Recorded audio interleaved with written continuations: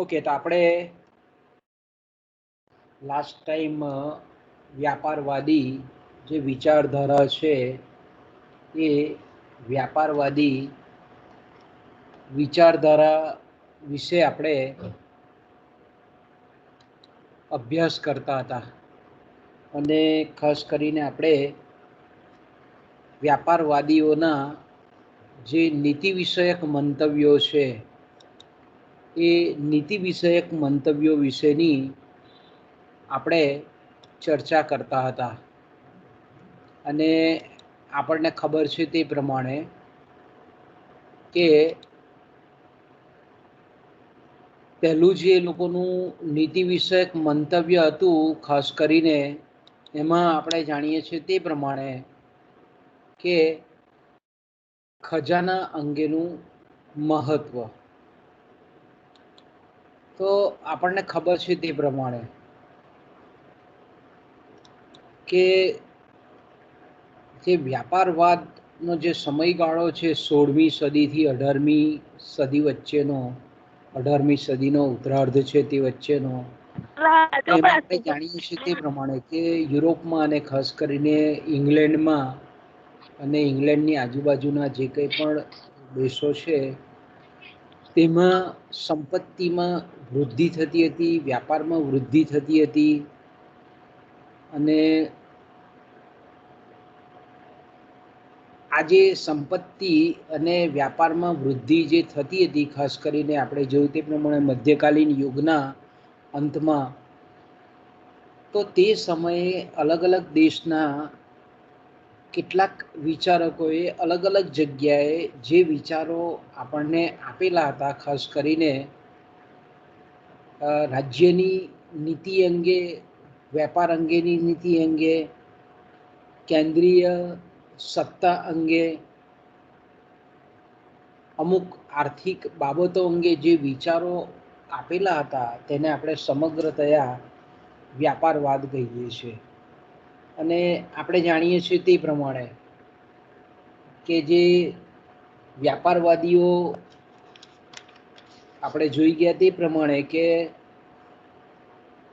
રાજ્ય એક મજબૂત સત્તા હોવી જોઈએ એમાં માનનારા હતા અને એ રાજ્યનો જે પાયો છે તે આર્થિક જ હોવો જોઈએ એવું માનતા હતા અને એ આર્થિક પાયો ત્યારે જ મજબૂત બને કે જ્યારે સંપત્તિનું એકત્રીકરણ થાય, એટલે કે મૂલ્યવાન ધાતુનો ખજાનો એકત્ર થાય. જો આપણે એમ કહીએ કે મૂલ્યવાન ધાતુ એટલે કિંમતી ધાતુઓ, સોનું અને ચાંદી એ દેશમાં જો વધારે પ્રમાણમાં એકત્રીકૃત થાય, એકત્રીકરણ થાય, તો આપણે એમ કહીએ કે એ દેશ આર્થિક રીતે અને અન્ય રીતે મજબૂત બને એવું એમનું માનવું હતું. અને આ આપણે એમ કહીએ કે સંપત્તિનું એકત્રીકરણ કે સંપત્તિમાં વધારો જો દેશે કરવો હોય તો આર્થિક પ્રવૃત્તિના ઘણા બધા ક્ષેત્રો પૈકી વિદેશ વ્યાપારનું જે ક્ષેત્ર છે તે સૌથી શ્રેષ્ઠ આર્થિક પ્રવૃત્તિનો પ્રકાર છે. એટલે કે વિદેશ વ્યાપાર દ્વારા જ આપણે એમ કહીએ કે મૂલ્યવાન ધાતુ એ દેશમાં એકત્ર કરી શકાય. એટલે આપણે એમ કહીએ કે એ વિદેશ વ્યાપારમાં પણ આપણે ખાસ કરીને એ પણ જોયું તે પ્રમાણે કે આંતરરાષ્ટ્રીય વેપાર, પરરાષ્ટ્રનો વેપાર કે આપણે વિદેશ વ્યાપાર એ કેવો હોવો જોઈએ? તો કે ભાઈ વ્યાપાર તુલાની દ્રષ્ટિએ અનુકૂળ હોવો જોઈએ. અને અનુકૂળ હોય તો જ આપણે એમ કહીએ કે આયાત મૂલ્ય કરતાં નિકાસ મૂલ્ય એ વધારે થાય અને એને પરિણામ સ્વરૂપ આપણે એમ કહી શકીએ કે દેશમાં મૂલ્યવાન ધાતુનો ખજાનો વધારે એકત્ર કરી શકાય. એટલે આપણે જોયું તે પ્રમાણે કે એ લોકોનું જે નીતિ વિષયક મંતવ્ય હતું લાસ્ટ પીરિયડમાં, આપણે ખજાનાનું એ લોકોનું જે મહત્વ અંગેનું જે મંતવ્ય હતું, એટલે કે આપણે એમ કહીએ કે જે વ્યાપારવાદી વિચારકો હતા એમનું જે સોના અને ચાંદી જેવી જે ધાતુઓ છે એ અંગેનું જે મંતવ્ય હતું તે આપણે લાસ્ટ ટાઈમ જોઈ ગયા કે ભાઈ નાણું એટલે સંપત્તિ. સામાન્ય રીતે મોટે ભાગે સંપત્તિ નાણું એ સોના અને ચાંદીના રૂપમાં ગણાતું હતું, એટલે નાણાંને સંપત્તિનું એ ઈષ્ટ સ્વરૂપ એ લોકો માનતા હતા. અને કોઈ પણ હિસાબે અર્થતંત્રમાં એન કેન પ્રકારે કિંમતી ધાતુઓ આવવી જોઈએ, કારણ કે તે વખતે આપણે જાણીએ છીએ તે પ્રમાણે કે કિંમતી ધાતુઓ જે હતી સોનું અને ચાંદી, તે દેશના આંતરિક બજારમાં અને વિદેશના બજારમાં પણ એ વિનિમય ક્ષમતા એક સાથે ધરાવી શકતી હતી.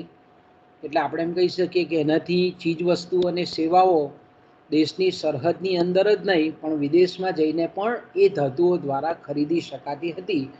એટલે આપણે એમ કહીએ કે વ્યાપારવાદીઓનું મંતવ્ય ખજાના વિશેનું એવું હતું કે જેમ બને તેમ આ કિંમતી ધાતુઓ કે જે આંતરિક અને બાહ્ય બંને વિનિમય સાપેક્ષતા ધરાવે છે, એટલે આપણે એમ કહીએ કે જો કિંમતી ધાતુઓ વધારે હોય તો આપણે ઘણી બધી વસ્તુઓ અલગ અલગ જગ્યાએથી મેળવી શકીએ. બીજું આપણે જોયેલું તે પ્રમાણે કે ભાઈ તે વખતે ખાસ કરીને ધીરે ધીરે નાણાકીય અર્થકારણનો પ્રારંભ થયેલો હતો અને નાણાકીય સાધન તરીકે આ કિંમતી ધાતુઓનો વપરાશ થતો હતો.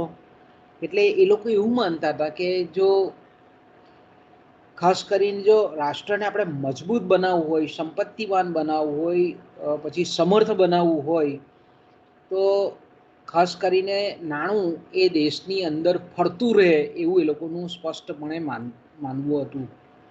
કારણ કે જો નાણું ફરતું રહે તો એનો મતલબ એવો થાય કે વિનિમયોનું પ્રમાણ અર્થતંત્રમાં વધે, દેશમાં વધે, અને અર્થતંત્રમાં જો વિનિમયનું પ્રમાણ વધે તો આપણે એમ કહીએ કે ચીજ વસ્તુઓ અને સેવાઓનું ઉત્પાદન વધે, અને ઉત્પાદન વધે તો આંતરરાષ્ટ્રીય વેપારની શરૂઆત થાય અને આંતરરાષ્ટ્રીય વેપારથી વધારે પ્રમાણમાં સંપત્તિ મેળવી શકાય. બીજું આપણે જાણીએ છીએ તે પ્રમાણે કે ખજાના વિશેનું મંતવ્ય ખાસ કરીને નાણાકીય વિનિમયનો વિસ્તાર થયેલો હતો, એટલા માટે પણ આપણે એમ કહીએ કે એ લોકોને કિંમતી ધાતુ પ્રત્યે મમત્વ હતું. બીજું આપણે એ પણ જોયેલા હતા કે કિંમતી જે ધાતુ છે સોનું અને ચાંદી, એનું મૂલ્ય પણ બહુ ખાસ એમાં ઘટાડો થતો હોતો નથી, કારણ કે એનો જથ્થો જે છે એમાં જે વધારો થાય છે તે બહુ ઓછો થાય છે, અલ્પ થાય છે. અત્યારની જે કાગળની નોટો છે મધ્યસ્થ બેંક ધારે તેટલી છાપી શકે એટલે આપણે એમ કહીએ કે એનો પુરવઠો ગમે તેટલો વધારી શકાય છે. પણ સોનું અને ચાંદી એ જમીનમાંથી નીકળતી ધાતુઓ છે, એટલે એનું ઉત્ખનન બહુ ઓછું થતું હોય, જમીનમાંથી નીકળતી ખૂબ ઓછી હોય, એટલે કુલ જથ્થામાં આપણે એમ કહી શકીએ કે એ લોકોનો સીમાંત વધારો ઓછો હોય એટલે કમ્પેરેટિવલી મૂલ્ય એનું જળવાઈ રહે છે. તો આપણે એમ કહીએ કે બીજું એ પણ આપણે જોઈ ગયેલા હતા કે ભાઈ કિંમતી ધાતુઓને ગમે તેટલા વખત સુધી સંગ્રહી શકાય છે, એનું મૂલ્ય નષ્ટ પામતું નથી. બીજું આપણે એમ કહીએ કે આંતરિક અને વિદેશી બજારમાં એની એકરૂપતા જળવાઈ રહી છે, એના દ્વારા ગમે ત્યાંથી વસ્તુઓ ખરીદી શકાય છે. બીજું આપણે જાણીએ છીએ તે પ્રમાણે કે વ્યાપારવાદી વિચારકો જ્યારે થઈ ગયા તો તે સમયે બીજા બધા બચતના જે મૂડીરોકાણના જે સાધનો હતા અત્યારે જેટલા આપણી પાસે ઉપલબ્ધ છે એટલા તે વખતે હતા નહીં. તો આ બધા કારણસર એ લોકો ખજાનાને વધારે પડતું મહત્ત્વ આપતા હતા એમ આપણે કહી શકીએ. પહેલું નીતિ વિષયક મંતવ્ય આપણે આ જોયેલું હતું. પછી બીજું નીતિ વિષયક મંતવ્ય આપણે જોયેલું હતું એ વિદેશો સાથેના વ્યાપાર અંગેનું મંતવ્ય, અને એમાં પણ આપણે જોયું તે પ્રમાણે કે સામાન્ય રીતે આપણે એમ કહીએ કે વ્યાપાર તુલા એટલે કે આંતરિક વેપાર કરતાં એ લોકો આંતરરાષ્ટ્રીય વેપારને મહત્ત્વ આપતા હતા. અને તેમાં પણ ખાસ કરીને આપણે એમ કહીએ કે આંતરરાષ્ટ્રીય વેપારમાં પણ જો અલગ અલગ દેશો વચ્ચેની જે સામાન્ય વ્યાપાર તુલા છે એ અનુકૂળ હોવી જોઈએ. એટલા માટે આપણે એમ કહીએ કે આયાત પર કડક પ્રતિબંધો મુકાવા જોઈએ. પછી આપણે એમ કહીએ છીએ કે નિકાસને વધારે પ્રોત્સાહન આપવું જોઈએ. અને ખાસ કરીને આપણે એમ કહીએ કે જો અનુકૂળ વ્યાપાર તુલા હોય, અધિશેષ વ્યાપાર તુલામાં જો અધિશેષ હોય તો જ આપણે એમ કહીએ કે કિંમતી ધાતુઓ વધારે મેળવી શકાય છે, એમ આ વ્યાપારવાદી વિચારકોનું માનવું હતું. તો આપણે આટલી ચર્ચા એના નીતિ વિષયક મંતવ્યોમાં આપણે કરી ગયેલા હતા. ત્રીજું, હવે જે આપણે બાકીનું જે મંતવ્ય છે, ખાસ કરીને આપણે એમ કહીએ કે ઔદ્યોગિક અને વાણિજ્ય વિષયક નિયમનોનું મંતવ્ય, અથવા તો બીજું આપણે એ રીતે પણ એને કહી શકીએ કે ખાસ કરીને સરસાઈ મેળવવા માટેના એ લોકોના વિચારો. બરાબર, આપણે આ ગઈકાલે ગયા વખતે જોઈ ગયેલા હતા બધું, એટલે આપણે ટૂંકમાં પાછું એનું પુનરાવર્તન કર્યું. હવે આપણે જે જોવાના છે તે આજે આપણે જ્યાં ગયા લેક્ચરથી અટકેલા હતા તે વસ્તુ છે ઔદ્યોગિક અને વાણિજ્ય વિષયક નિયમનો અંગેનું એ લોકોનું મંતવ્ય. એટલે કે ઔદ્યોગિક ક્ષેત્રે, ઔદ્યોગિક પ્રવૃત્તિમાં અને વાણિજ્યિક પ્રવૃત્તિમાં કેવા કેવા આપણે એમ કહીએ કે સુધારા કરવા જોઈએ, એ વિશેના એ લોકોના જે મંતવ્યો હતા તે આ પ્રમાણે છે. ખાસ કરીને આપણે જાણીએ છીએ તે પ્રમાણે કે વાણિજ્યવાદીઓ જે છે એ આર્થિક પ્રવૃત્તિના જે અલગ અલગ પ્રકારો છે એ પૈકી સૌથી પ્રતિષ્ઠિત વ્યવસાય તરીકે એ વેપારને માનતા હતા. વેપારને સૌથી પહેલું સ્થાન એ લોકો આપતા હતા અને બીજું સ્થાન એ ઉદ્યોગોને આપતા હતા. તો આપણે એમ કહીએ કે આર્થિક પ્રવૃત્તિના ઘણા બધા સ્વરૂપો પૈકી જ્યારે વેપારને એ લોકો પહેલું સ્થાન આપતા હતા, પણ આપણે એનો મતલબ એવો ક્યારે પણ નહીં કરી શકીએ કે એ લોકો ઉદ્યોગના ઉત્પાદનની અવગણના કરતા હતા. ઔદ્યોગિક ઉત્પાદન પ્રત્યે પણ એ લોકોનો એક ચોક્કસ પ્રકારનો દ્રષ્ટિકોણ હતો, વાણિજ્યિક દ્રષ્ટિકોણ ચોક્કસ પ્રકારનો હતો જ. સૈદ્ધાંતિક રીતે આપણે એમ કહીએ કે ચર્ચા વિચારણામાં ભલે આપણને ક્યાંય એવું ન દેખાતું હોય કે વ્યાપારવાદીઓ ઉદ્યોગને મહત્વ ઓછું આપતા હતા, પણ વાસ્તવમાં એ લોકો જાણતા હતા કે જો કિંમતી ધાતુ જો મેળવવી હોય, વ્યાપાર તુલાને જો આપણે અનુકૂળ બનાવવી હોય, તે ઔદ્યોગિક ઉત્પાદન વગર એ અશક્ય હતું. અને આ જ્ઞાન એ લોકોને હતું. એ લોકો આ બાબતમાં એ લોકો સહેજ પણ અજ્ઞાન હતા એવું આપણે કહી શકીએ નહીં. એટલા માટે આપણે એમ કહીએ કે એ વ્યાપારવાદીઓ જે છે તેમણે ઘણા બધા સરકારી નિયમનો, અંકુશો, નિયંત્રણો, તેમજ આપણે એમ કહીએ કે વૈયક્તિક નીતિ, ઇન્ડિવિજ્યુઅલ જેને આપણે કહીએ છીએ નીતિ, અને ખાસ કરીને દેશની માટેની જે વ્યાપક જીવન પ્રણાલી છે તે અંગે અલગ અલગ જગ્યાએ અલગ અલગ માધ્યમો દ્વારા પોતાના મંતવ્યો વ્યક્ત કરેલા હતા. અને ખાસ કરીને આપણે જાણીએ છીએ તે પ્રમાણે કે ઉત્પાદનમાં મહત્તમ ઉત્પાદકતા સિદ્ધ થાય, કાર્યક્ષમતા સિદ્ધ થાય, અને ખાસ કરીને આપણે એમ કહીએ કે વ્યાપારમાં જે અન્ય દેશના જે હરીફો હતા, અન્ય દેશના જે પ્રતિસ્પર્ધીઓ હતા, તેના પર ચોક્કસ રીતે સરસાઈ મેળવી શકાય એ માટે વ્યાપારવાદીઓએ, અને જેને આપણે મર્કન્ટાલિઝમ કહીએ છીએ, વ્યાપારવાદ કહીએ છીએ, વાણિજ્યવાદ કહીએ છીએ, એના કેટલાક સૂચનો આપણે તારવી શકીએ છીએ. તો આ સૂચનોમાં ખાસ કરીને આપણે એમ કહીએ કે સરસાઈ એટલે કે સરસાઈનો મતલબ શું હતો કે અન્ય દેશો કરતા વેપારમાં વધારે ચડિયાતા સિદ્ધ થવું, એને આપણે સરસાઈ કહીએ. અને વેપારમાં આપણે એમ કહીએ કે અન્ય દેશો કરતાં ચડિયાતા સિદ્ધ થાય, સરસાઈ મેળવે, એનો મતલબ એવો થાય કે અન્ય દેશોની તુલનામાં એ લોકો પાસે કિંમતી ધાતુ નો ખજાનો એ અન્ય દેશો કરતાં સરસાઈ મેળવવાને લીધે એ વધારે આવે એવા માટેના વિચારો એ લોકોએ ઔદ્યોગિક ક્ષેત્ર અને વાણિજ્યિક ક્ષેત્રે એ લોકોએ આપેલા છે. જો એ લોકોના વિચારો તમે જુઓ તો આપણને થોડુંક એવું લાગે કે પહેલું એ લોકો એવું કહેતા હતા કે વિદેશોમાં આપણા દેશનો માલ જો વેચાય તે માટે ખરેખર આપણી વસ્તુઓ અન્ય દેશોની તુલનામાં સસ્તી હોવી જોઈએ. એ લોકો શું માનતા હતા કે વિદેશોમાં ઇન્ટરનેશનલ માર્કેટમાં વૈશ્વિક બજારમાં આપણી વસ્તી એટલે કે આપણા દેશની વસ્તુ એ અન્ય દેશોની વસ્તુ કરતાં કમ્પેરેટિવલી સસ્તી હોય તો આપણે એમ કહીએ કે સસ્તી હોય અને સસ્તી હોવાને લીધે વૈશ્વિક બજારમાં એ વેચાય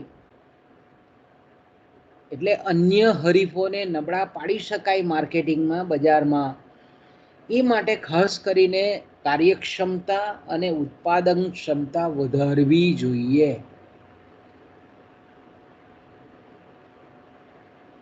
શું કીધું એ લોકોએ કે ઉત્પાદનના જે સાધનો છે એ ઉત્પાદનના સાધનોનો એવો ઇષ્ટતમ ઉપયોગ કરવો જોઈએ કે જેથી કરીને ઉત્પાદકતા પણ વધે અને ઉત્પાદકતા વધે એટલે કાર્યક્ષમતા વધેનો મતલબ શું થાય કે વસ્તુનો સરેરાશ ખર્ચ ઓછો થાય અને વસ્તુનો સરેરાશ ખર્ચ ઓછો થાય એટલે એનો ઉત્પાદન ખર્ચ ઓછો થાય.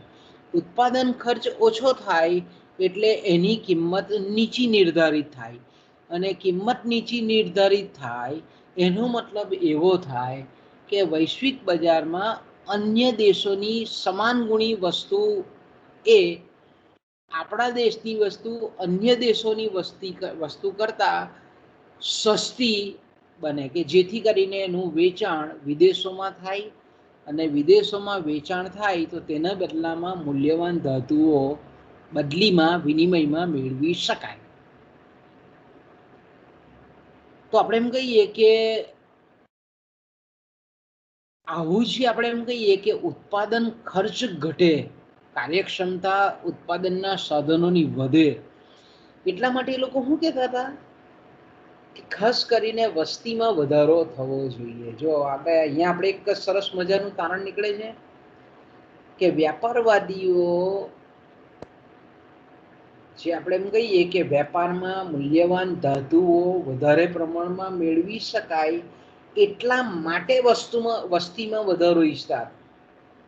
કારણ કે વસ્તીમાં જો વધારો થાય એટલે લોકો જનસંખ્યામાં વધારો થાય, જનસંખ્યામાં વધારો થાય એટલે કારીગરો વધારે મળે, કાર્યક્ષમ શ્રમિકો વધારે પ્રમાણમાં મળે.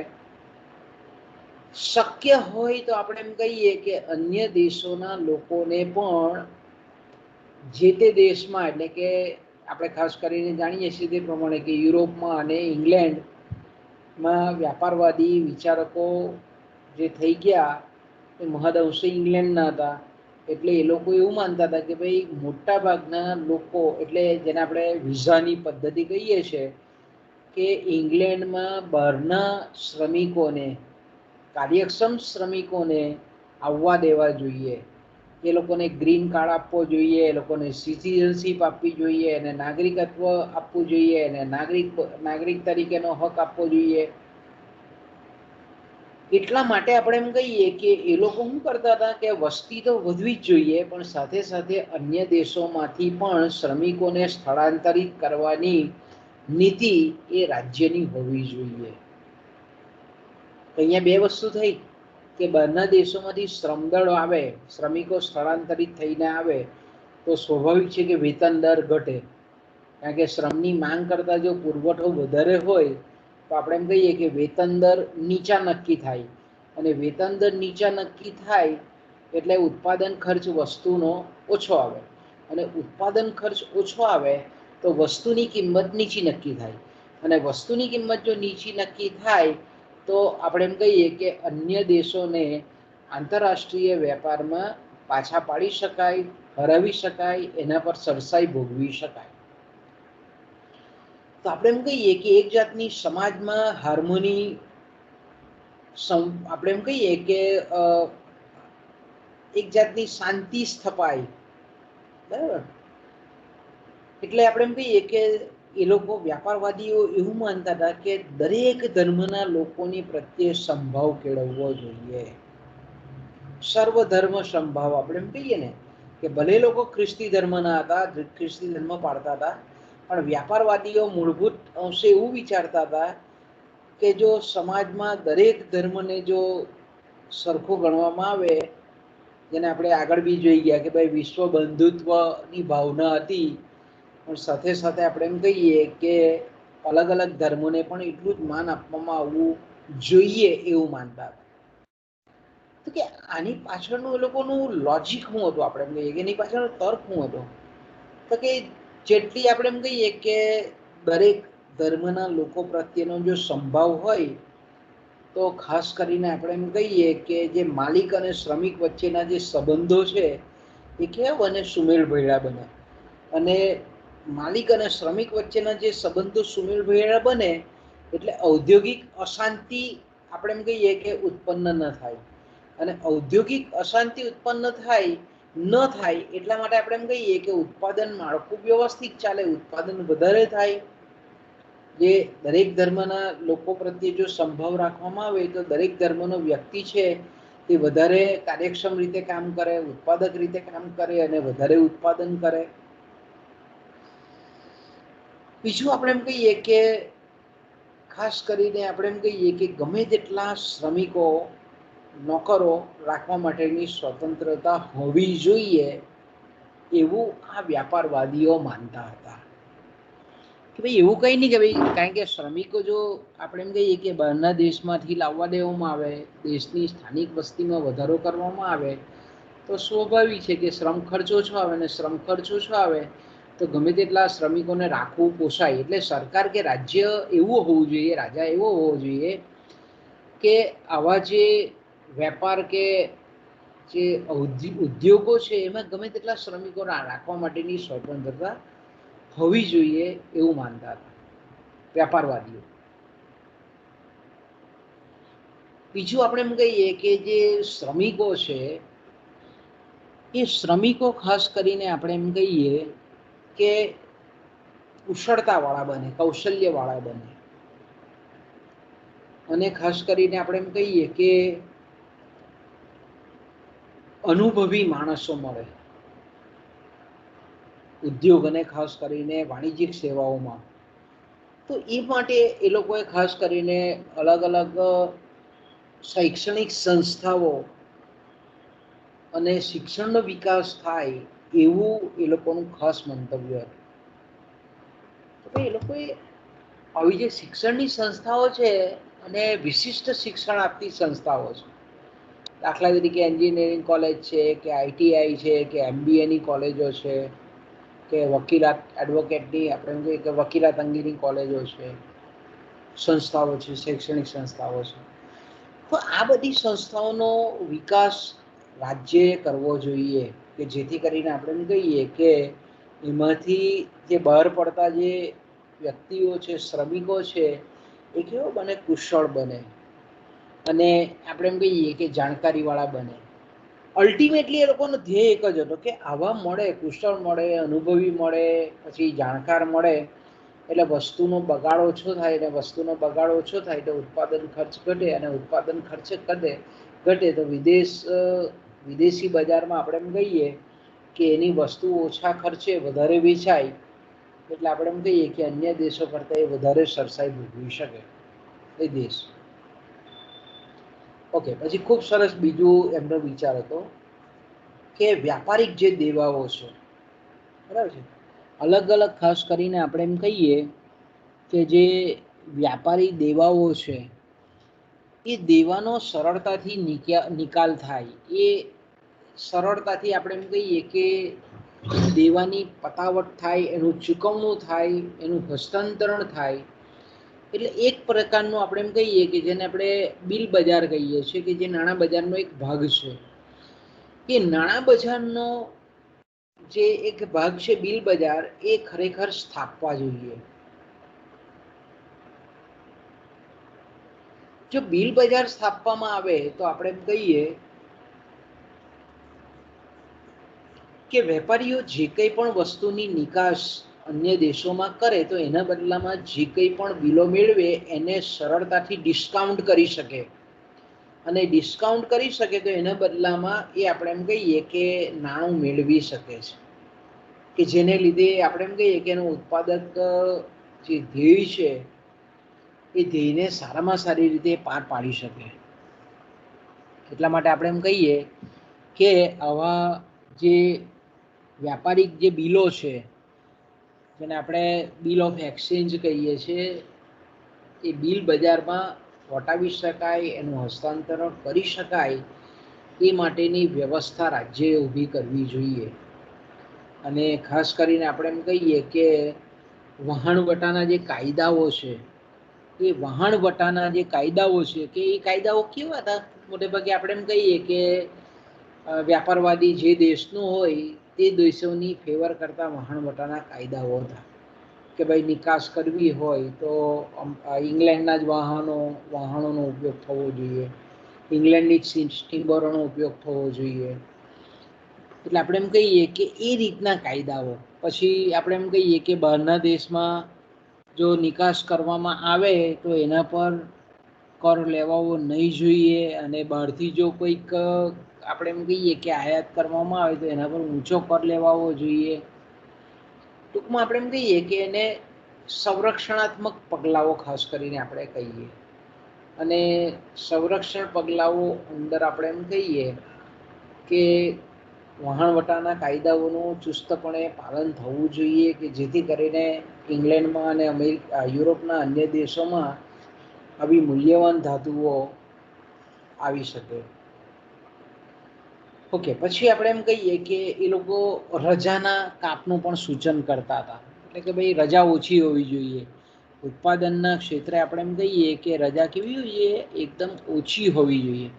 અને ખાસ કરીને રજા જો ઓછી હોય તો સ્વાભાવિક છે કે દરેક પ્રકારનું આપણે એમ કહીએ કે ઉત્પાદનનું કાર્ય જે છે તે વિક્ષેપ વગર ચાલે, અને જેટલું ઉત્પાદનનું કાર્ય વિક્ષેપ વગર ચાલે એટલા અંશે આપણે એમ કહી શકીએ કે ઉત્પાદન માળખું સતત ચાલે, અને સતત ચાલે એટલે ઉત્પાદન ખર્ચ ઓછો આવે, અને ઉત્પાદન ખર્ચ ઓછો આવે તો આપણે એમ કહીએ કે આંતરરાષ્ટ્રીય વેપારમાં લાભ થાય, અન્ય દેશોમાં વસ્તુઓ વેચી શકાય, અને અન્ય રાષ્ટ્રોને નબળા બનાવી શકાય.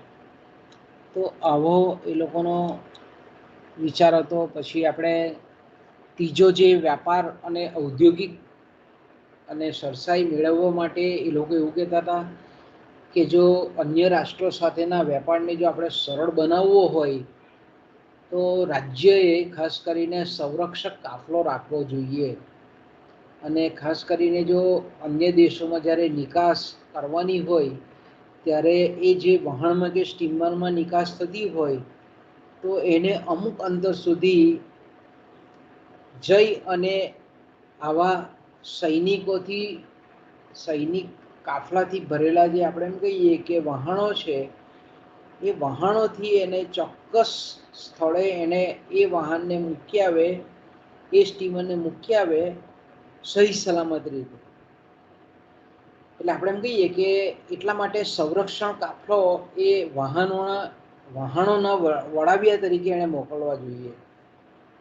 અને ખાસ કરીને જે અલગ અલગ વેપારીઓ વચ્ચેના જે ઝઘડાઓ છે, એટલે આપણે એમ કહીએ કે ખરીદનાર અને વેચનાર વચ્ચેના જે ઝઘડાઓ છે, તો ખરીદનાર અને વેચનાર આપણે જાણીએ છીએ તે પ્રમાણે કે આંતરરાષ્ટ્રીય બજારના ખરીદનારા હોય છે. તો તે લોકોની સાથે કોઈ પણ જાતના જો આપણે એમ કહીએ કે વ્યાપારિક ઝઘડાઓ થતા હોય તો એનો સરળતાથી નિકાલ આવી શકે એટલા માટે ખાસ પ્રકારની જે કોર્ટો છે, જ્યુડિશિયરી છે, જેને આપણે ઇંગ્લિશમાં જ્યુડિશિયરી સિસ્ટમ કહીએ છીએ, એ ખાસ કોર્ટો સ્થાપવી જોઈએ. તો આપણે એમ કહીએ કે એનો નિકાલ તરત આવે, ત્વરિત આવે, અને બીજું આપણે એમ કહીએ કે વિદેશ વેપાર વધારી શકે. આવું કહેવું પાછું એક જ એ લોકોનો ટાર્ગેટ હતો કે ભાઈ વેપાર તુલનાને અનુકૂળ કરવાની કોઈ બી હિસાબે. બીજું આપણે એમ કહીએ કે આંતરરાષ્ટ્રીય જે બજાર છે, વૈશ્વિક બજાર છે, એમાં કોઈ પણ દેશને આપણે એમ કહીએ કે વેપાર માટે પ્રોત્સાહિત કરવા, વેપાર કરવા માટે આકર્ષિત કરવા જોઈએ. અને એ ખાસ કરીને એ લોકોનું જે ખાસ માનવું હતું કે વ્યાપારવાદીઓનું કે ભાઈ કોઈ પણ દેશને વ્યાપારમાં આપણે પ્રભાવિત ત્યારે જ કરી શકીએ કે જ્યારે એ દેશ પાસે મજબૂત લશ્કર હોય, નૌકાદળ હોય, તો જ આપણે એમ કહીએ કે અન્ય દેશોને પ્રભાવિત કરી શકાય અને અન્ય દેશોની વિચારશૈલીમાં એક પાસું એ ઉમેરી શકાય કે આ લોકોનું જે લશ્કર મજબૂત હોય, નૌકાદળ જો મજબૂત હોય, તો જ્યારે પણ યજમાન દેશને જેટલી પણ વસ્તુની આવશ્યકતા હોય, સેવાઓની આવશ્યકતા હોય, એટલી ચીજ વસ્તુઓનો સેવાનો પુરવઠો એ લોકોને મળી રહે, આવી ખાતરી કરવા માટે આપણે એમ કહીએ કે મજબૂત લશ્કર અને મજબૂત નૌકાદળથી અન્ય દેશોને પ્રભાવિત કરી શકાય. માલનું આપણે એમ કહીએ કે સસ્તું વેચાણ, સસ્તું એટલે આપણે એમ કહીએ કે આપણે મધ્યકાલીન યુગમાં જોઈ ગયા તે પ્રમાણે કે ભાઈ વ્યાજબી ભાવો, તો અહીંયા આપણે એમ કહીએ કે જે દેશોમાં આ વ્યાપારવાદીઓનું માનવું કેવું હતું કે જે દેશોમાં અન્ય દેશોની પ્રતિસ્પર્ધા હોય, હરીફાઈ હોય, તો ખાસ કરીને એવી વસ્તુના સંદર્ભમાં વસ્તુનું સસ્તું વેચાણ કરવું જોઈએ, એટલે કે નીચી કિંમતે એનું વેચાણ કરવું જોઈએ. બીજું, વ્યાપારિક સંબંધો જ્યારે પણ અન્ય દેશો સાથે કરવામાં આવે, વ્યાપાર વિષયક જે સંબંધો છે તેમાં એક પ્રમાણિકતા હોવી જોઈએ કે ભાઈ કોઈક દાખલા તરીકે ચીજ વસ્તુ કે વસ્તુ સેવાઓ છે અને એમાં કોઈ ક્ષતિ રહી ગઈ હોય, તો બહુ પ્રમાણિકપણે, નિષ્ઠાથી, ઓનેસ્ટતાથી આપણે એમ કહીએ કે ઓનેસ્ટ રહીને એનો સ્વીકાર કરી અને જેટલું પણ આપણે એમ કહીએ કે વેપારિક સંબંધ સુધારાતા હોય એ દેશ સાથે, એટલા એણે સુધારવા જોઈએ. એ જ રીતે આપણે એમ કહીએ કે અલગ અલગ દેશો વચ્ચે ખાસ કરીને આપણે એમ કહીએ કે બુદ્ધિયુક્ત, તર્કયુક્ત કરારો કરવા જોઈએ અને એ રીતે અન્ય દેશોને તમે વ્યાપારમાં આકર્ષી શકો છો. તો આપણે એમ કહીએ કે આ બધા જે વિચારો છે, ખાસ કરીને એમાં પણ આ વ્યાપારવાદીઓનું જે માનવું હતું કે ભાઈ જે સરકારી આ જે સૂચનો એમણે બતાવ્યા સરસાઈ ભોગવવા માટેના, એ સૂચનો વ્યાપારવાદ પ્રમાણે જો આપણે જોઈએ તો સરકારી નીતિના હેતુને ધ્યાનમાં રાખીને જે લોકોએ સૂચનો કરેલા હતા. અને જો આપણે એમ કહીએ કે આ જે સૂચનોનો જો સરકાર જો સ્વીકાર કરે, તો મૂળભૂત એ લોકોનો મેં કીધું તેમ કે વેપાર તુલા અનુકૂળ બને અને જે કિંમતી ધાતુ લાવવાનો જે એ લોકોનો મૂળભૂત ઉદ્દેશ છે એ સિદ્ધ કરી શકાય. કે પહેલી બાબત આપણે જોઈ તે પ્રમાણે કે વસ્તીને લગતી હતી અને ઉદ્યોગો માટે, કોઈ પણ દેશના ઉદ્યોગો માટે વસ્તી ખૂબ અગત્યની છે. એટલે વસ્તીનું પ્રમાણ હોય એ એટલું ખાલી જરૂરી નથી, જથ્થાત્મક રીતે વસ્તી વધારે હોય એટલું જ યોગ્ય નથી, પરંતુ આપણે એમ કહીએ કે એ વસ્તુ કેવી હોય છે, એ વસ્તીનું પ્રમાણ કેવું હોવું જોઈએ, જથ્થાત્મક રીતે તો વધારે હોવું જ જોઈએ, પણ સાથે સાથે ગુણાત્મક રીતે પણ એ ઉદ્યોગોને પોષક હોવી જોઈએ. એટલે આપણે કહીએ કે વસ્તી ઉત્પાદક પણ હોવી જોઈએ, કાર્યક્ષમતા પણ દર્શાવતી જોઈએ, એની કુશળતા પણ હોવી જોઈએ અલગ અલગ કાર્યોમાં, અલગ અલગ ક્ષેત્રોમાં. એટલે આપણે એમ કહીએ કે ભાઈ ખાસ કરીને આવી ગુણાત્મક રીતે જે કૌશલ્યવાળી જે વસ્તી છે, લોકો છે, એ જો આપણે એમ કહીએ કે એવી કેપેબિલિટી ધરાવતા હોય, કાબેલિયત ધરાવતા હોય, તો એવા લોકોને ખાસ કરીને આપણે એમ કહીએ કે વિદેશમાં ખાસ વસાવવા જોઈએ. બીજું આપણે એમ કહીએ કે શ્રમિકો શિક્ષિત અને ખાસ કરીને ગણિત અને એકાઉન્ટની બાબતોમાં એજ્યુકેટેડ હોવા જોઈએ, શિક્ષિત હોવા જોઈએ. બીજું એ લોકોનું જે ખાસ કહેવું હતું તે કે ભાઈ લોકોનું જીવન કેવું હોવું જોઈએ, દેશના લોકોનું જીવન કરકસર ભર્યું હોવું જોઈએ. એટલે એનો મતલબ એવો થાય કે આંતરિક વપરાશ કરતી વસ્તી હોવી જોઈએ. એટલે કે દેશની અંદર, રાજ્યની અંદર જે વસ્તુનું ઉત્પાદન થાય છે એનો ઉપભોગ કરતી હોવી જોઈએ. એટલે આપણે એમ કહીએ કે લોકોનું જે જીવન જો આંતરિક રીતે જો કરકસર ભર્યું હોય તો વિદેશોથી કે અન્ય પ્રદેશોમાંથી આયાત કરવાની આવશ્યકતા નહીં પડે. અને એના પ્રમાણમાં આપણે એમ કહીએ કે આયાત કરવાની જરૂર નહીં પડે, પણ નિકાસને વધારવા માટેના તમામ વિચારો, તમામ નીતિઓની તરફેણ આ વ્યાપારવાદીઓએ કરેલી હતી. બીજું જે આપણે એમ કહીએ કે સરકારને જે નીતિ વિષયક એ લોકોનું જે સૂચન હતું તે, અને એમાં ઇનડાયરેક્ટલી કેન્દ્રીય જે સત્તા છે તેને આ નીતિ વિષયક મંતવ્યો દ્વારા ચોક્કસ પ્રકારનું આપણે એમ કહીએ કે સૂચન આપે છે કે ભાઈ બીજી જે બાબતમાં વ્યાપારવાદીઓ જે માનતા હતા કે ખાસ કરીને વસ્તી વધારે હોવી જોઈએ, જનસંખ્યાનું પ્રમાણ વધારે હોવું જોઈએ, અને ખાસ કરીને ખાલી ઉદ્યોગ માટે જ વસ્તી હોવી જોઈએ એટલું જ એ લોકો કહીને અટકી નથી જતા. પરંતુ આપણે એમ કહીએ કે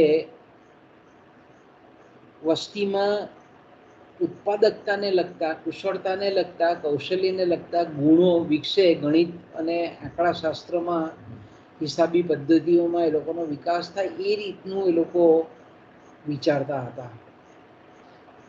બીજી બાબત મેં કીધું તેમ કે કુદરતી જે સાધન સંપત્તિ છે, પ્રાકૃતિક સંપત્તિ છે, એના વિશેના એ લોકોએ વિચાર વ્યક્ત કરેલા છે. કે ખાસ કરીને વ્યાપારવાદીઓ એવું માનતા હતા કે ભાઈ જે ખાલી પડેલી જગ્યા છે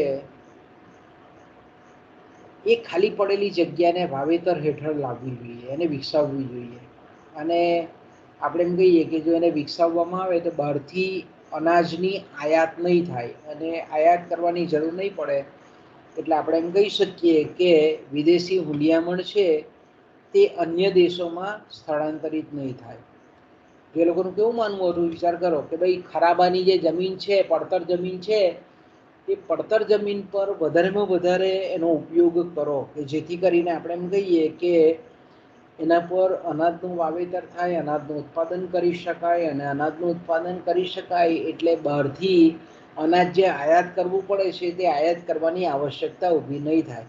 અને આયાત કરવાની આવશ્યકતા નહીં ઊભી થાય એટલે આપણે એમ કહીએ કે કિંમતી ધાતુઓ આપણા દેશમાં ને દેશમાં પડી રહે છે, એટલે કે સંગ્રહાયેલી રહે છે.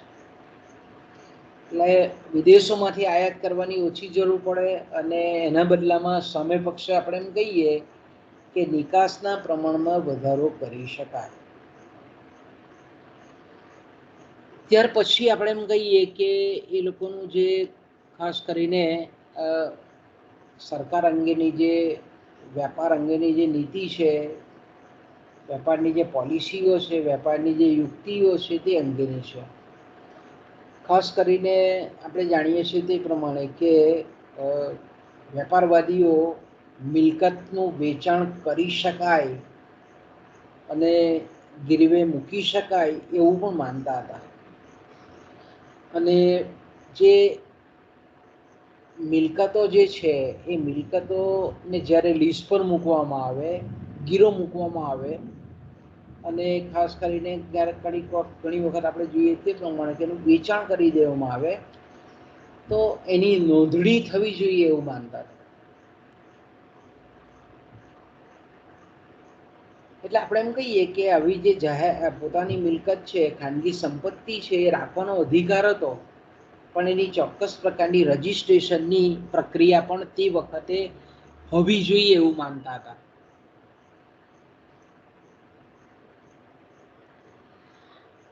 જે કાચો માલ સામાન છે એ કાચો માલ સામાનને વિદેશોમાંથી આવવા દેવો જોઈએ, અને ખાસ કરીને આપણે એમ કહીએ કે સસ્તા ભાવે ખરીદવાની છૂટ આવવી જોઈએ. અને એના માટે જો ટૂંકા ગાળા માટે વિદેશી હુંડિયામણ આપણે સોનું જે છે એ ભલે આયાત પાછળ જાય પણ તૈયાર કરીને વસ્તુ જ્યારે એ દેશમાં પાછી મોકલવામાં આવે ત્યારે એના કરતાં વધારે સોનું અને ચાંદી એ બજારમાં લઈ આવશે એવું આ લોકોનું માનવું હતું.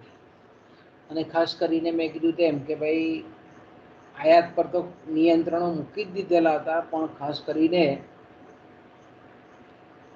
જે નિકાસો જે છે અને નિકાસો જે કરવાની હતી તે ખાસ કરીને બ્રિટિશ વહાણોના ઉપયોગ દ્વારા જ નિકાસ થાય એવું પણ એ લોકોનું માનવું હતું. એટલે આપણે એમ કહીએ કે ખાસ કરીને આ જે વ્યાપારવાદી વિચારધારા હતી, અને વ્યાપારવાદી વિચારધારામાં મેં કીધું તેમ કે તે વખતે ઘણા બધા વ્યાપારવાદી વિચારકોએ ઇંગ્લેન્ડના ખાસ કરીને સર થોમસ મન છે, વિલિયમ પેટી છે, સર જ્હોન લોક છે, આવા બધા જે વિચારકો છે તેણે ખાસ કરીને ઇંગ્લેન્ડ એ અન્ય દેશોમાં કોલોની સ્થાપે, સંસ્થાનો સ્થાપે, અને આ જે સંસ્થાનો છે એ કાચો માલ એ લોકોએ ત્યાં અન્ય દેશોમાં જઈને એ ઉત્પાદિત કરવો જોઈએ, એકત્ર કરવો જોઈએ અને પછી ઇંગ્લેન્ડમાં કે યુરોપના અન્ય દેશોમાં મોકલવો જોઈએ. અને આપણે એમ કહીએ કે ઔદ્યોગિક માલ એ સંસ્થાનો એક વખત સ્થાપી દેવામાં આવે પછી આપણે એમ કહીએ કે એ જે સંસ્થાનોવાળો દેશ છે, કોલોનીવાળો દેશ છે, ત્યાં પોતાની ઔદ્યોગિક વસ્તુઓ, પોતાના દેશની ઔદ્યોગિક વસ્તુઓ વેચાય એવો આપણે કહીએ કે પ્રયત્ન કરવો જોઈએ એવું વ્યાપારવાદીઓ માનતા હતા. તો તમે વિચાર કરી શકો છો કે વ્યાપારવાદીઓ શું કહેતા હતા કે સંસ્થાનો, કે દાખલા તરીકે આપણે ભારતમાં જોઈએ છે કે બ્રિટિશનું રાજ એટલે કે બ્રિટિશોએ સંસ્થાનો સ્થાપેલા હતા, ફ્રાન્સે સ્થાપેલા હતા, પછી આપણે એમ કહીએ કે પોર્ટુગીઝોએ સ્થાપેલા હતા. આપણે એમ કહીએ કે આ સંસ્થાનોનો રોલ કેવો હતો તો કે ભાઈ સંસ્થાનોનો રોલ માત્ર એટલો જ હતો કે વિદેશમાં જે જગ્યાએ સંસ્થાનો સ્થાપવામાં આવે અને ત્યાંથી કાચો માલ સામાન ત્યાંથી એકત્ર કરવામાં આવે અને પછી આપણે એમ કહીએ કે કાચો માલ સામાન તૈયાર કરી એનું રૂપાંતરણ કરી અને જે તે દેશોમાં એ જ દેશોમાં પાછો ઊંચી કિંમતે મોકલવો જોઈએ, આવું એ લોકોનું માનવું. એટલે આપણે એમ કહી શકીએ કે વ્યાપારવાદના જે સમય દરમિયાન ખાસ કરીને ઇંગ્લેન્ડે જે આપણે જોઈએ છે કે ઘણી બધી કોલોનીઓ સ્થાપી, ઘણા બધા સંસ્થાનો સ્થાપ્યા હતા. આપણા ભારતનો ઇતિહાસ ખબર છે આપણને કે ભાઈ પહેલાં સુરત બંદરે એનું વહાણ આવ્યું 1613માં. પછી આપણે એમ કહીએ કે પશ્ચિમ બંગાળ ગયું, પશ્ચિમ બંગાળમાંથી સણ, ગળી આ બધી વસ્તુઓની કાચા માલ સામાન એ પોતાના દેશમાં આપણે એમ કહીએ કે ઇંગ્લેન્ડ મોકલતા હતા. એ જ રીતે આપણે જોઈએ તે પ્રમાણે કે કોટન, સૂતર જેને આપણે રૂ કહીએ છીએ એ પણ આપણે બહુ સસ્તી કિંમતમાં ખરીદતા હતા આવા સંસ્થાનવાદી દેશોમાંથી, અને ત્યાંથી પછી પોતાના દેશમાં મોકલી અને ઊંચી કિંમતોએ આપણા જેવા દેશોમાં કે જ્યાં એ લોકોની કોલોની હતી, જ્યાં એ લોકોનું સામ્રાજ્ય હતું, જ્યાં એ લોકોના સંસ્થાનો હતા ત્યાં એને ઊંચી કિંમતે મોકલતા હતા. તો મિત્રો આ જે છે તેને આપણે વ્યાપારવાદી જે વિચારકો છે તેના નીતિ વિષયક મંતવ્યો હતા, પોલિસી ઓરિએન્ટેડ એ લોકોના જે થોટ્સ હતા તે છે.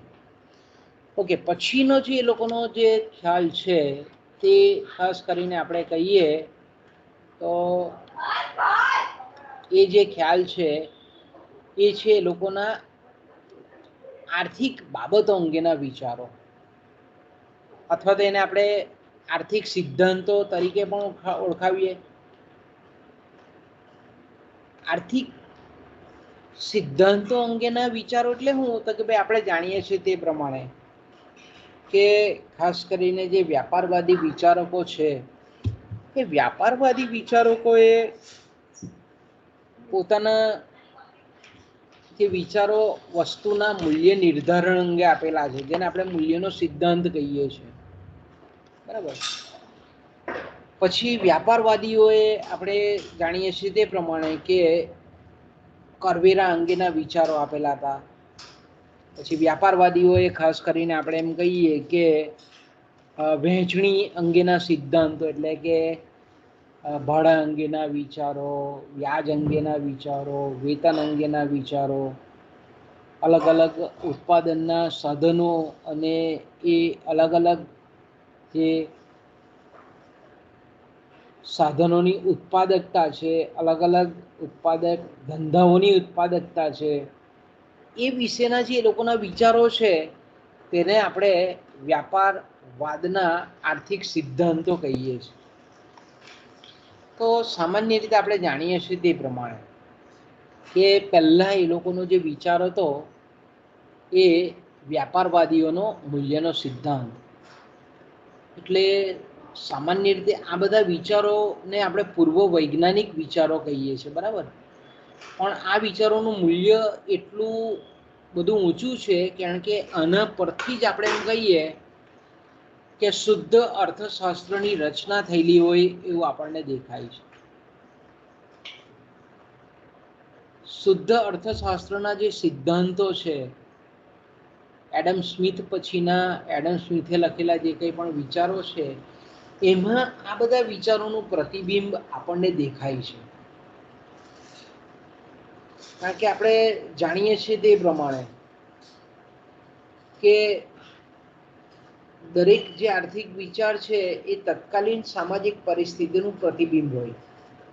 જે તે સમયના સમાજનું જે ચિત્રણ છે એનું આપણને સાહિત્યમાં છબી દેખાય, એનું આપણને પ્રતિબિંબ આપણને સાહિત્યમાં દેખાય.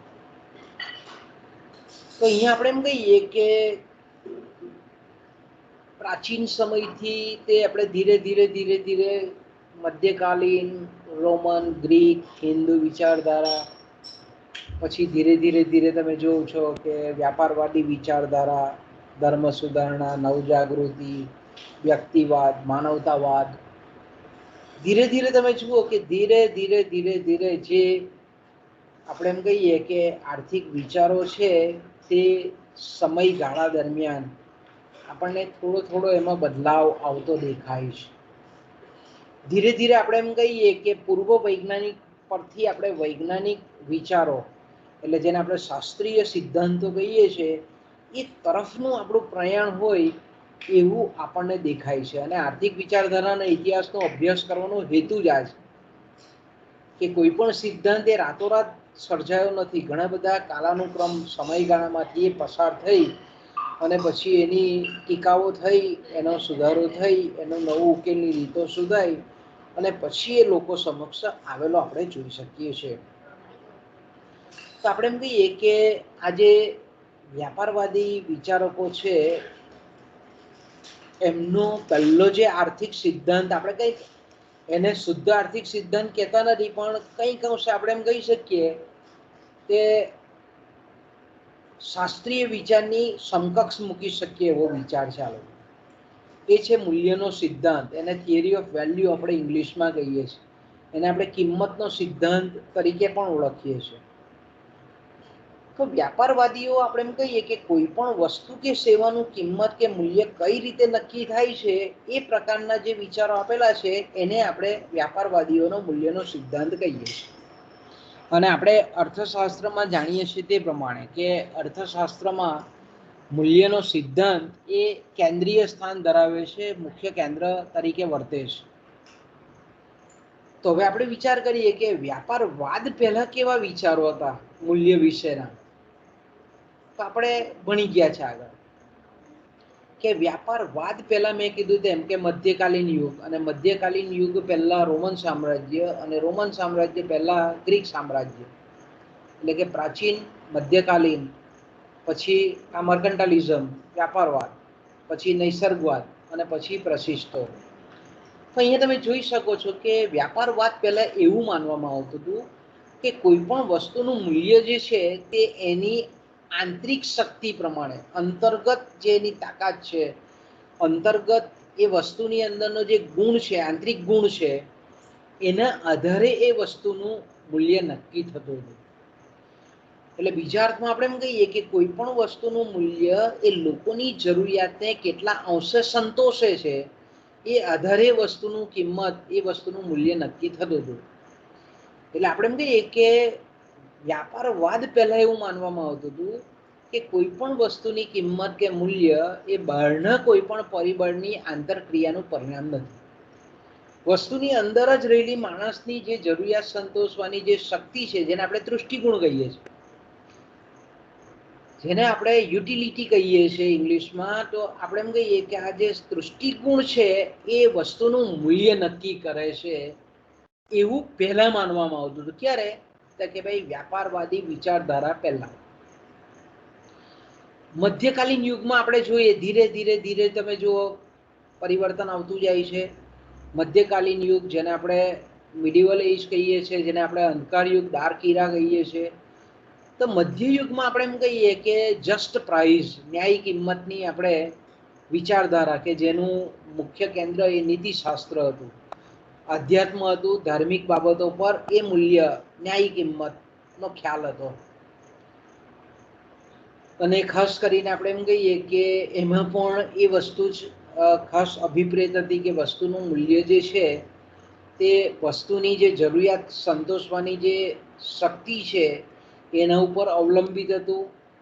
એટલે કે જે વસ્તુ માણસની જરૂરિયાતોને સારામાં સારી રીતે વધારે સંતોષી શકે એમ હોય તેનું મૂલ્ય ઊંચું નક્કી થતું હતું.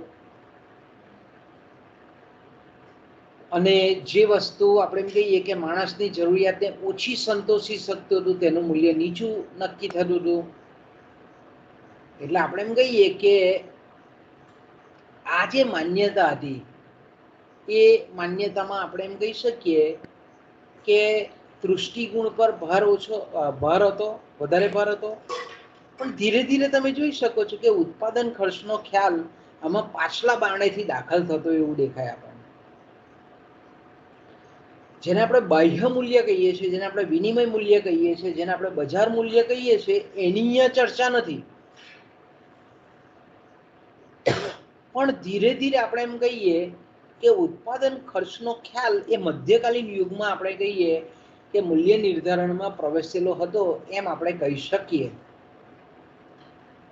તેમ છતાં ઓલ ઓવર જો આપણે એમ કહી જવું હોય તો ઉત્પાદન ખર્ચનો ખ્યાલ પણ બહુ સીમિત હતો. બહુ ઓછા અમુક જ વિચારકોએ એવું કીધેલું હતું કે વસ્તુના મૂલ્ય નક્કી કરવામાં, એટલે કે મધ્યકાલીન યુગની વાત કરીએ આપણે, કે ઉત્પાદન ખર્ચ પણ એક ભાગ ભજવે છે એવું કહેનારા બહુ ઓછા હતા મધ્યકાલીન સમયમાં.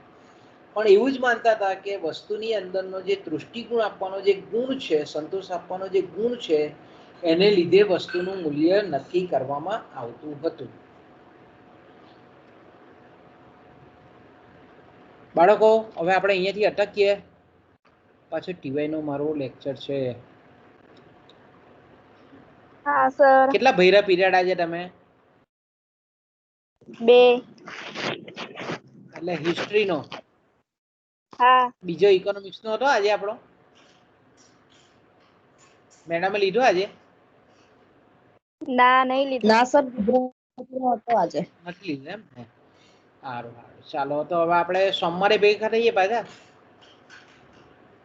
બરાબર? રૂક્ષ્મણી, હેતલ? હા. સોમવારે ભેગા થઈશું. હા, ઓકે, ચાલો. હા.